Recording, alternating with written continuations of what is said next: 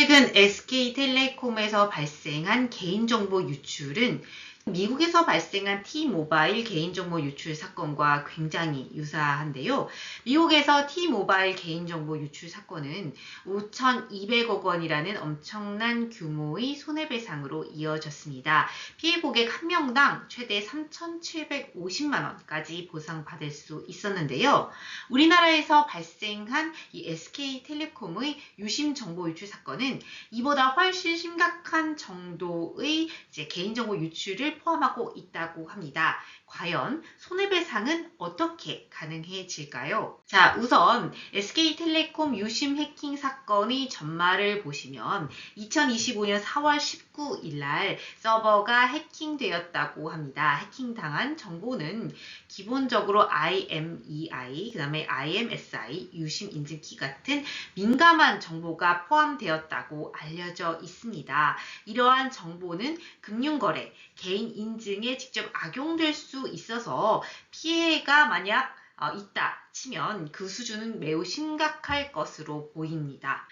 그리고 특가법상 사기가 가능한데 이는 이러한 유심으로 인해서 탈취된 자산에 적용될 수 있습니다. 이러한 형사적인 처벌 외에 개인정보보호법 위반으로 인한 소비자들의 민사상 손해배상 소송도 가능할 것으로 보이는데요. 과연 어떻게 가능할 건지 검토해 보도록 하겠습니다.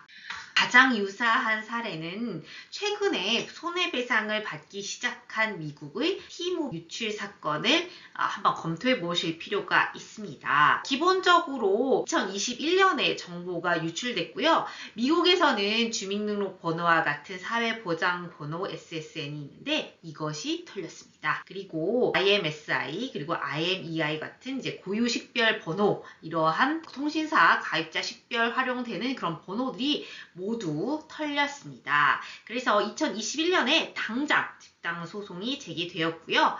2022년 7월에 합의안이 발표되었고, 이제 2025년 4월 현재부터 각 T-모바일 지점들에서 개인적으로 손해배상 액수를 보상해주고 있다는 게 현재의 타임라인입니다. 이걸 조금 더 구체적으로 보실 필요가 있어요. 왜냐하면 미국이 얼마나 개인정보보호 손해배상법의 선진국인가, 이런 거를 대표적으로 보여주는 사례이고, 지금 중요한 것은 이 T-모바일 사례에서 털린 정보와 지금 현재 그 SK텔레콤에서 털린 그 정보가 매우 유사한 점들이 조금 있거든요. 그렇기 때문에 이거를 한번 착안하셔서 추후에 판결에서도, 소송에서도 직접 이게 증거로 하나의 사례처럼 제시될 가능성이 많거든요. 그러니까 이런 부분을 좀 고려하실 필요가 있습니다. 그래서 21년 8월에 당장 사실이 확인됐고, 이게 얼만큼 큰 규모였냐면 7,600만 명, 그러니까 우리나라의 국민보다 더 많은 정보들이 유출이 되었습니다. 그래서 당장 이 소송에 날아답죠. 2주도 지나지 않아서 클래스 액션 집단 소송이 제기가 되었고요. 미국은 집단 소송 제도가 굉장히 잘 발달해 있고 연방법에 근거해 있습니다. 왜냐하면 7,600만이라는 소비자들은 미국에 있는 모든 전역에 퍼져 있고 주법에 따라서 이제 소송을 제기하는 것이 아니라 공통된 이 연방법에 따라서 집단 소송으로 하나의 판결을 받게 하겠다라고 하는 미국의 집단 소송 법리가 적용되는 것입니다.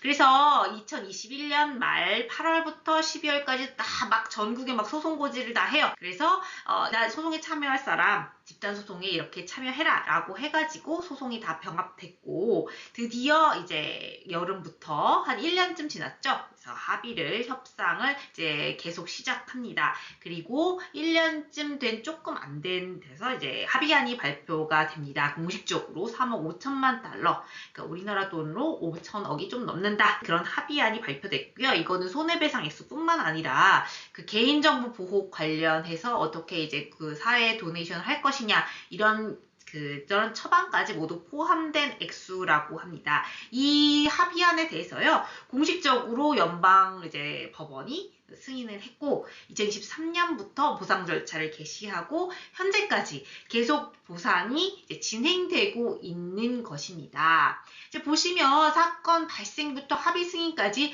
약 18개월 정도 소요되었다고 보시면 됩니다. 여기서 이제 드디어 한국이 어떻게 단체 소송을 할 것이냐, 이 개인정보 유출과 관련한 단체 소송을 어떻게 할 것이냐가 이제 굉장히 문제가 되는데, 한국은 이러한 제도가 미국처럼 잘 돼 있지는 않아요. 특히 손해배상과 관련해서는 아예 법리 자체가 완전히 다르기 때문에 SK텔레콤에 대한 이런 정보 유출, 손해배상 소송 가능성은 결국 이제 두 가지 정도로 나눠진다고 보시면 됩니다. 개별 소송, 개별적인 집단 소송을 할 것이냐, 아니면 단체 소송, 개인정보와 관련된 단체들이 하는 소송을 할 것이냐, 이제 두 가지 정도로 나누어지는데요. 보통 첫 번째 이 별도의 개별 소송, 손해배상 소송으로 통해서 가시는 경우가 많을 것입니다. 왜냐하면 이 개인정보 단체 소송을 보시면 금지, 중지 청구에 대한 소송만 가능하거든요. 결국 사람들이 관심 있는 거는 이 개인정보가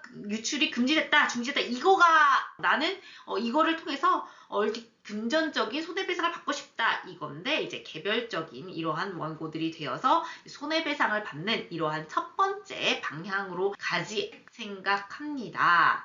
이제 이런 것은 그나마 조금 다른 손해배상보다 조금 나은 부분이 있다면, 이제 손해입증이 개인정보보호법에 따라서 조금 완화가 돼 있어요. 그래서 이런 부분은 조금 쉽다라고 보시면 될 것 같습니다.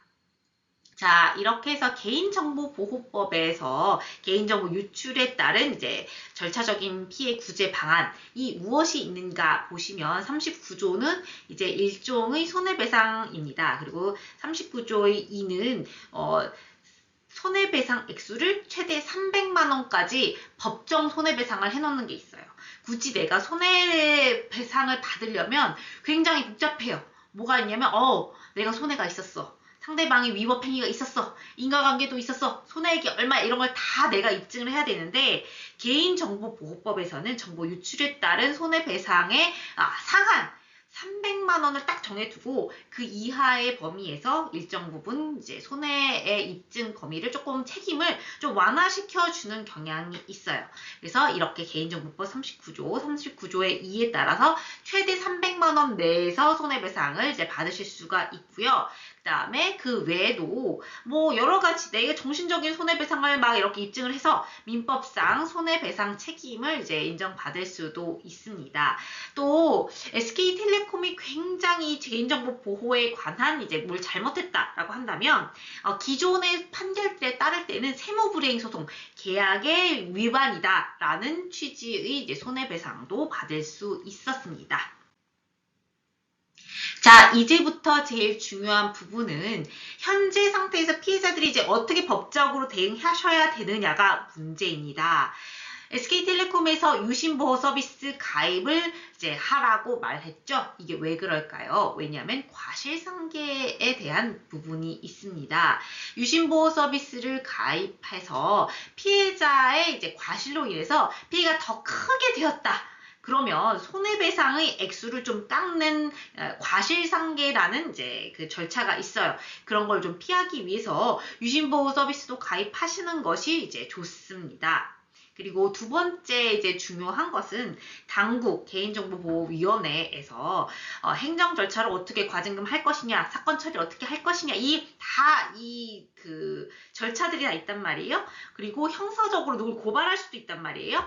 그렇게 당국이 이제 국가의 행정조사 결과, 형사 절차 진행 경과는 이제 이러한 손해배상 소송에서 아주 중요한 증거로 작용합니다. 그렇기 때문에 이렇게 당국의 형사 고발, 그다음에 행정 절차 처벌 경과를 지속적으로 이제 봐서 소송 결과 내 손해배상에 이제 바로 이제 참작하시는 것이 반드시 필요하십니다. SK텔레콤 유심 해킹 사건은 국내 개인정보 유출 사건 피해 구제 방식을 바꿀 중요한 선례가 되어야 되는 사건입니다. 이 미국의 티모바일 사례에서 볼 수 있듯이 적극적이고 전략적인 이제 소송 대응만이 충분한 보상을 받을 수 있는 길입니다. 피해자 여러분들은 이제 자신의 권리를 보호하기 위해서 신속하고 철저한 법적 대응의 이제 준비하시는 것도 필요하지만 당국의 조사가 어떻게 되었는지, 이게 과연 괜찮은지에 대해서 이제 여론을 조금 조성하실 필요가